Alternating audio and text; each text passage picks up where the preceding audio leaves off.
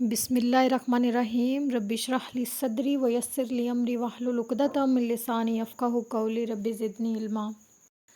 अगर आप इस चैनल पे न्यू हैं तो मेक श्योर आप इस चैनल को ज़रूर सब्सक्राइब करें ताकि कोई भी आने वाली इम्पॉर्टेंट न्यूज़ और इम्पॉर्टेंट इन्फॉर्मेशन आप मिस ना करें।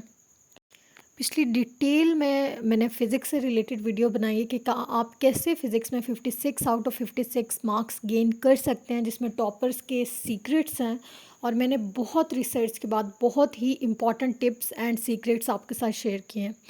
मेक श्योर आप उस वीडियो को लाजमी देख लें ताकि कोई भी क्वेरी आपकी ना रह जाए। जितने भी लोग मुझसे क्वेश्चंस कर रहे हैं कैसे पढ़ना चाहिए, कौन सी बुक्स, मैंने एक एक चीज़ डिटेल में उस वीडियो में आपको दी हुई है। Technique to solve physics MCQs and gain 56 out of 56, जैसा कि मेरे स्टूडेंट्स और टॉपर्स ने गेन किए हैं। अब मैं आज की वीडियो में आपको बताऊंगी कि आप केमिस्ट्री में कैसे 56 आउट ऑफ 56 मार्क्स ले सकते हैं। बिल्कुल जिस तरह फ़िज़िक्स एक कॉन्सेप्चुअल सब्जेक्ट है, इसी तरह केमिस्ट्री भी कॉन्सेप्चुअल सब्जेक्ट है।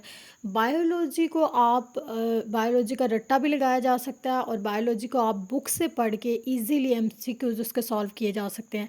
लेकिन केमिस्ट्री और फिज़िक्स तो वो सब्जेक्ट हैं जिनको आप कभी भी विदाउट कॉन्सेप्ट सॉल्व नहीं कर सकते आप केमिस्ट्री के MCQs।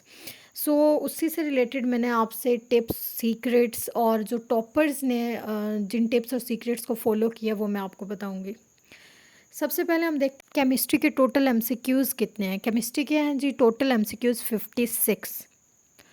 केमिस्ट्री के 3 पोर्शंस हैं जो आपके आएंगे। आपने PMC का सिलेबस हमेशा किसी भी सब्जेक्ट से रिलेटेड, अगर नम्स का आप टेस्ट दे रहे हैं तो नम्स के सिलेबस से स्टिक रहना, और आपने अपनी टेक्स्ट बुक से, अगर आप केमिस्ट्री का PMC का दे रहे हैं तो आपने PMC के सिलेबस से स्टिक रहना। ये तो डेफिनेट सी बात है और ये आपको पहले से पता होनी चाहिए। अब आपके पास 3 पोर्शंस आते हैं केमिस्ट्री में। सबसे पहला है ऑर्गेनिक, नंबर 2 इज़ इनऑर्गेनिक और थर्ड पोर्शन है फिज़िकल केमिस्ट्री। ऑर्गेनिक और इनऑर्गेनिक सेकेंड ईयर में आपने पढ़ी है और फिज़िकल केमिस्ट्री आपका फर्स्ट ईयर से पोर्शन है। सबसे पहले हम बात कर लेते हैं स्टेप बाय स्टेप कि ऑर्गेनिक केमिस्ट्री आपने किस तरह से पढ़नी है। बिल्कुल ऑर्गेनिक केमिस्ट्री को पहले तो 3 बुक्स आपके पास होनी चाहिए। PTB की बहुत इंपॉर्टेंट बुक है, पंजाब टेक्स्ट बुक आपके पास होनी चाहिए, फेडरल की बुक आपके पास होना चाहिए और इसके अलावा तीसरी प्रैक्टिस बुक आपके पास होनी चाहिए। किप्स की प्रैक्टिस बुक मैं रेकमेंड करती हूँ अपने स्टूडेंट को बिकॉज़ वो बेस्ट है। तो ऑर्गेनिक केमिस्ट्री के चैप्टर 7 to 13 बनते हैं। चैप्टर 7 से लेकर चैप्टर 13 तक इसका पोर्शन इंक्लूडेड है। और ऑर्गेनिक केमिस्ट्री में कॉन्सेप्ट्स बहुत ज़्यादा मैटर करते हैं। Concepts matter a lot in organic chemistry. आप विदाउट कॉन्सेप्ट ऑर्गेनिक केमिस्ट्री के MCQ सॉल्व नहीं कर सकते। सबसे पहले आपने नोमेनक्लेचर को बहुत अच्छा करना है। Start with nomenclature. नोमेनक्लेचर आपके बेसिकली इसमें क्या होता है, IUPAC नेम और कॉमन नेम्स होते हैं, आपको पता होगा। तो नोमेनक्लेचर आपका अच्छा होना चाहिए बिकॉज इसमें से MCQs आते हैं। You must know the basic reactions. इसके बाद आपके पास ऑर्गेनिक में जो बेसिक रिएक्शंस होते हैं, चाहे अल्केन्स है, अल्कीन्स है, अल्काइंस है, बेंजीन, इन सब के रिएक्शंस आपको आने चाहिए, इनकी प्रिपरेशन आपको आनी चाहिए। And grasp the core of concepts. Grasp the core of concepts मैं हमेशा अपने स्टूडेंट को कहती हूँ, इसमें आपने रट्टा बिल्कुल नहीं लगाना कि इससे ये बनेगा, इसके ये। आपने ऑर्गेनिक की प्रैक्टिस इतनी ज़्यादा करनी है कि आपको खुद से पता हो कि अगर ऑक्सीडेशन हम करवाते हैं, अल्केन्स की ऑक्सीडेशन करवाते हैं तो ये प्राइमरी अल्कोहल बनेगा। और इससे क्या बनता है जी, प्राइमरी अल्कोहल से अल्डिहाइड बनता है, सेकेंडरी अल्कोहल से कीटोन बनता है। और फिर अल्डिहाइड और कीटोन दोनों के जब हम ऑक्सीडेशन करवाते हैं तो कार्बोक्सिलिक एसिड बनता है। इस तरह अगर आप प्रैक्टिस बहुत अच्छी करेंगे तो आपको फिंगर टिप्स पे ये चीज़ें होनी चाहिए कि किस चीज़ से क्या बनती है, किस चीज़ से क्या बनती है। तो आपने एक मैप्स अपने माइंड में लाजमी क्रिएट कर लेना है। इसके अलावा जो मैं हमेशा कहती हूँ कि आपने प्रैक्टिस करनी है। जो सबसे पहले आपने अच्छे से प्रैक्टिस कर ली, उसके बाद MCQs सॉल्विंग बुक पे आपने प्रैक्टिस करनी है और MCQs सॉल्व करने हैं। आपने अपना एनालिसिस करना है कि कितने % आपकी प्रिपरेशन उस चैप्टर की, जो भी चैप्टर आपने वहाँ पे पढ़ा होगा उसकी कितने % आपने तैयारी कर लिया। और फिर जो भी मिस्टेक्स आपकी होंगी उसको आपने नोट डाउन करना है एक जगह पे और फिर वो आपने मिस्टेक दोबारा नहीं करनी। मैं बिल्कुल ये आपको नहीं कहूँगी, आप अगर अकेडमी जा रहे हैं तो कॉन्सेप्ट आपने लेक्चर्स बहुत अच्छे सुनने हैं। अगर आप अकेडमी नहीं भी जा रहे तो यूट्यूब पे और दीगर आप किसी फ्रेंड से या खुद भी आप अच्छे से इनको किसी भी तरह समझ सकते हैं। तो आपने कॉन्सेप्ट अपने क्लियर रखने हैं, प्रैक्टिस आपने बहुत अच्छी करनी है। और फिर एमसीक्यू सॉल्विंग बुक किप्स की मैं रेकमेंड करूँगी, आप स्टेप्स की भी ले सकते हैं, स्टार्स की भी ले सकते हैं, या फिर किसी भी आप अकेडमी की बुक ले सकते हैं। जैसे कि आपको पता होना चाहिए what are the formulas of alkane, alkene, alkyne, what are their general properties, preparations, reactions, ये सब चीज़ें। फॉर एग्जांपल बेसिक आपको नॉलेज तो होनी ही चाहिए। जैसे डी हेलोजिनेशन है, सो डी मीन्स रिमूवल। अगर कहीं पे डी हेलोजिनेशन हो रही है तो आपको पता होना चाहिए हेलोजिनेशन हो रही है, genation means addition, so addition of halogen कहीं पे हो रहा है। तो ये सब आपको नो हाउ तब ही होगा जब आपकी प्रैक्टिस बहुत अच्छी होगी। रिएक्शंस आपके बहुत अच्छे होने चाहिए। रिएक्शन जितने भी दिए हुए हैं प्रिपरेशन के अलावा, जो रिएक्शंस अल्कोहल के हों, चाहे कार्बोक्सिलिक एसिड के हों, अल्केन्स, अल्कीन्स, बेंजीन के हों, वो सब के सब रिएक्शन भी आपने प्रैक्टिस करने हैं। Practice, practice and practice is the key to success. Practice as much as you can, जितनी आप ऑर्गेनिक की प्रैक्टिस कर सकते हैं उतनी करें, ताकि आपका पेपर में टाइम कम से कम लगे। बिकॉज सबसे ज़्यादा टाइम कंज्यूमिंग जो पार्ट होता है वो फिज़िक्स होता है। तो सबसे पहले आपने अटैम्प्ट बायो को करना है।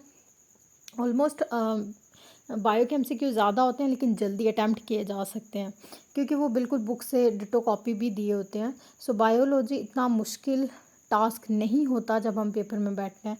सो बायो को आपने करना है, बायो के बाद आपने केमिस्ट्री को सॉल्व करना है, और उसके बाद टाइम आपने बहुत ज़्यादा बचाना है। आपने इतनी अच्छी प्रैक्टिस करनी है कि आपकी जल्दी से एमसीक्यू सॉल्व हो जाएं, ताकि आप फिज़िक्स के कुछ न्यूमेरिकल जिनमें टाइम ज़्यादा लगता है वो टाइम उनको दे सकें। उसके अलावा आपने कैटलिस्ट के नाम, टेम्परेचर के नाम, जो आपके एरोज़ के ऊपर जितने भी कैटलिस्ट्स होते हैं उन सबको अच्छे से याद रखना है। उनसे रिलेटेड एमसीक्यूज़ भी पूछे जाते हैं। Next is conversion of one compound to another. आपको ये पता होना चाहिए कि अल्कोहल में अगर ये कैटलिस्ट ऐड हो रहा है या ये एडिशन हो रही है तो ये किस चीज़ में कन्वर्ट हो रहा है। अगर डी हेलोजिनेशन हो रही है तो इससे क्या बन रहा है। तो ये सब चीज़ें आपने अपने माइंड में मैप करके जानी, और ये तब भी पॉसिबल होगा जब आप इसे रजिस्टर में 3 से 4 दफ़ा जब आप एक रिएक्शन को लिखेंगे। अब नेक्स्ट हम बात करते हैं इनऑर्गेनिक की। इनऑर्गेनिक जो ऑर्गेनिक से बिल्कुल डिफरेंट है, और इनऑर्गेनिक में आपने नोट्स बनाने हैं। नोट्स बनाने हैं और आपने लेक्चर्स अच्छे से लेने हैं। इसमें ट्रेंड्स आपसे बहुत ज़्यादा आपको पता होना चाहिए कि डाउन द ग्रुप क्या हो रहा है, लेफ़्ट टू राइट अगर कोई चीज़ मूव करिए तो उसमें क्या हो रहा है। सो कॉन्सेप्ट इसमें भी आपके क्लियर होने चाहिए, और आपने नोट्स अच्छे से बनाने हैं इनऑर्गेनिक की, ताकि आपको कोई मुश्किल ना हो। जहाँ पे इंपॉर्टेंट पॉइंट्स लगते हैं बुक से आपने पढ़ना है, और उन इंपॉर्टेंट पॉइंट्स के 4 to 5 पेजेस पे आपने नोट्स बना लेने हैं।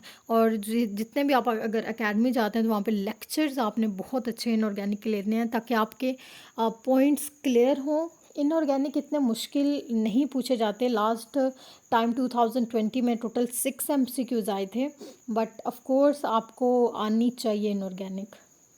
नेक्स्ट अब हम बात करते हैं फर्स्ट ईयर के पोर्शन से। ये सेकंड ईयर का पोर्शन था, फर्स्ट ईयर का पोर्शन है जी फिज़िकल केमिस्ट्री। जो टॉपिक्स भी सिलेबस में मेंशन है फर्स्ट ऑफ ऑल आपने वो करने हैं, यानी कि उठा के पूरी बुक। सो टॉपिक्स आपने वहीं से करने हैं, और concepts matter a lot in physical chemistry. इसमें आपकी न्यूमेरिकल्स की प्रैक्टिस बहुत ज़्यादा होनी चाहिए। Must remember the important numerical values. जो भी आपकी थ्योरी में भी इम्पॉर्टेंट न्यूमेरिकल वैल्यूज़ हैं वो भी आपको बहुत अच्छी तरह याद होनी चाहिए। ग्राफ्स आपने बहुत अच्छे करने हैं, जितने भी ग्राफ्स आपको दिए जाएंगे वो आपको पता हो, बॉयल्स लॉ, चार्ल्स लॉ। इसके अलावा स्ट्रक्चर्स को आपने बहुत अच्छी तरह प्रैक्टिस करना है।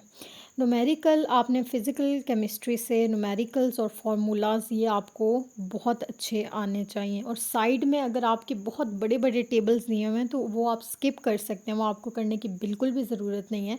लेकिन अगर कोई इम्पॉर्टेंट इंफॉर्मेशन दी हुई है तो वो मैं आपको रिकमेंड करूँगी, वो आप ज़रूर कर लें, रेलिवेंट टू द टॉपिक। इसके अलावा बहुत इंपॉर्टेंट चीज़ आपका टाइम टेबल। आपने टाइम टेबल इस तरह से मैनेज करना है, कोई भी सब्जेक्ट है 2 to 3 टाइम्स आपने उसकी रिवीजन ज़रूर करनी है, बिकॉज़ रिवीजन में आपकी बहुत सी चीज़ें कवर हो जाती हैं और आपको रिपीट करने से वो चीज़ें आपके माइंड में भी रह जाती हैं। तो revision is the key to success.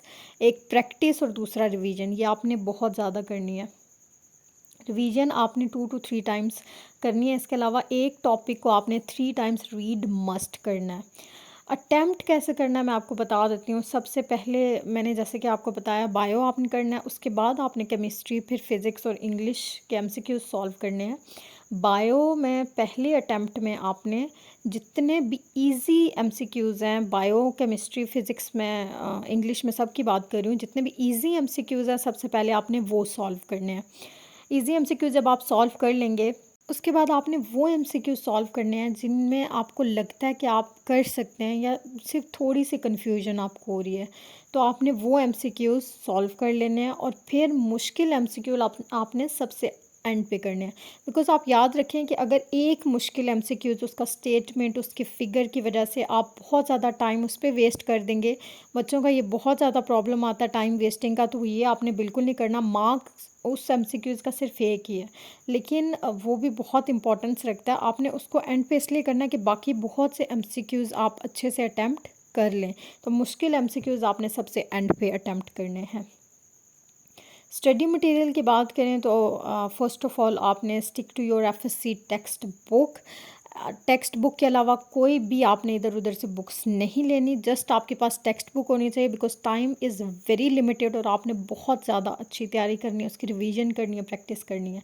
सो आपकी जो टेक्स्ट बुक है ना, पीटीबी, पंजाब टेक्स्ट बुक और फेडरल बुक और प्रैक्टिस बुक आपके पास होनी चाहिए। लेक्चर आपने बहुत अच्छे लेने हैं, अगर आप अकेडमी जा रहे हैं तो आपने बहुत ही फ़ोकस होके लेक्चर्स लेने हैं। उनके भी इम्पॉर्टेंट पॉइंट्स आपको पता होने चाहिए और इसके अलावा आपने प्रैक्टिस बुक से फिर उसको प्रैक्टिस कर लेनी है। जितनी प्रैक्टिस आप कर सकते हैं उतनी प्रैक्टिस करें और रिवीजन भी लाज़मी करें। इस तरह आप अपना टाइम टेबल बनाएँ कि अपने अकॉर्डिंग आप बनाएँ। अगर आप नाइट में रात को पढ़ने वाले हैं तो आप उसके अकॉर्डिंग बना लें। अगर आपको सुबह जल्दी उठ के पढ़ना अच्छा लगता है तो उसके अकॉर्डिंग आप बनाएँ। बट पूरे दिन में जो भी आपने पढ़ा है उसको आपने रिवाइज़ ज़रूर करना है। आपने इतना टाइम ज़रूर देना है कि वो एक दफ़ा आपके नज़र से गुज़र जाए और जो मिस्टेक्स आपने पूरे दिन में की है, आपने जब एमसीक्यूज़ आप सॉल्व कर रहे थे वो आपसे क्यों नहीं हुए या कौन से एमसीक्यूज़ आपके गलत हुए हैं, वो मिस्टेक्स भी आपने एनालाइज़ करना है ख़ुद को और वो मिस्टेक दोबारा नहीं करनी। ये एक मैं आपको ज़रूर कहूँगी कि अपनी मिस्टेक्स आप ज़रूर निकालें और उन मिस्टेक्स को रिपीट मत करें। हिस्ट्री की तैयारी करते हुए आपने इन सब टिप्स और ट्रिक्स और सीक्रेट्स को अपने माइंड में रखना है। आई होप आप बहुत अच्छा स्कोर करें एनएमडी कैट में, नम्स में, और अल्लाह आपको कामयाब करे आपके हर मकसद में। मुझे अपनी दुआओं में याद रखिएगा। अल्लाह हाफ़िज़ और मेक श्योर आप इस चैनल को सब्सक्राइब भी ज़रूर कर दें और लाइक भी ज़रूर करें ताकि ये ज़्यादा से ज़्यादा इसकी रीच इंक्रीज़ हो और ज़्यादा से ज़्यादा एनएमडी कैट और नम्स के स्टूडेंट तक मेरी ये वीडियो पहुंच सके। जज़ाकल्लाह खैर।